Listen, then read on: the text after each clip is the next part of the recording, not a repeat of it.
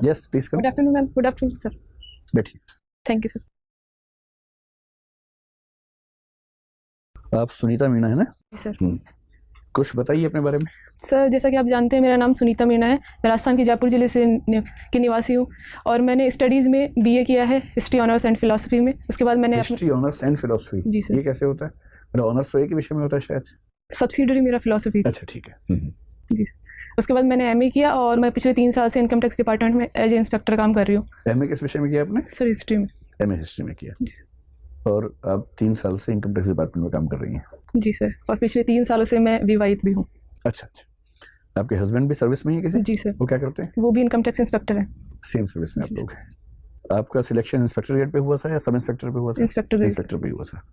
और इस परीक्षा में कितनी बार आप बैठ चुकी हैं अब तक? सर ये मेरा 5वां अटेम्प्ट है। इसके पहले क्या क्या हुआ? सर इससे पहले प्री भी नहीं हुआ कभी। जैसे पहली बार प्रीलिम्स हुआ जी सर। और उसके बाद मेंस भी और आप इंटरव्यू दे रही हैं। ठीक है। तो मेंस आपका अच्छा हुआ इस बार? सर हाँ। उम्मीद है आपको सिलेक्शन की? जी सर। कौन सी सर्विस की उम्मीद है? सर एग्जैक्टली तो नहीं बता सकती पर कोशिश सब अपने हिसाब से सोचते हैं कि आईएएस ही मिले। आईएएस मिले। और आपकी प्रेफरेंसेस क्या हैं आईएएस के बाद? तो उसके बाद आईआरएस। आईपीएस नहीं सर। क्यों? आईपीएस का सर मेरी 2 वजह रही। एक तो मैं पहले से टैक्स डिपार्टमेंट में हूँ तो इसलिए मैंने आईआरएस को प्रेफरेंस दी और दूसरा मुझे ऐसा लगता है कि मेरा एप्टीट्यूड भी शायद पुलिस डिपार्टमेंट के लिए थोड़ा सा फिट नहीं है तो इसलिए मैंने उसको 4th चॉइस पे रखा। मतलब एप्टीट्यूड कैसा होना चाहिए पुलिस के लिए? एप्टीट्यूड सर मैं थोड़ा शांति प्रिय अपने आप को जैसे मैं समझती हूँ इस तरीके की चीज़ों में अपराधियों से डील करना शायद मैं इतना अच्छे सही ढंग से नहीं कर पाऊंगी इतना होना चाहिए। पुलिस तो सबसे ज़्यादा शांति फैलाती है पूरे समाज में। आप चाहते हैं कि शांति कोई और फैला दे आपके लिए, फिर आप शांति से रह लें, न कि आप शांति पैदा करें समाज में।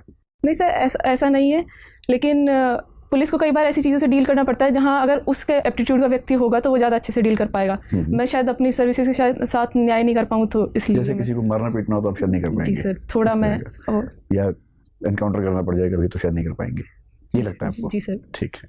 और आपने फॉरेन सर्विस भी नहीं ऑप्ट की? मैं जिस बैकग्राउंड से आती हूँ वहाँ फैमिली को एडजस्ट करना मुश्किल होता है मेरे लिए फॉरेन सर्विसेज में, इसलिए मैंने अपने नहीं किया।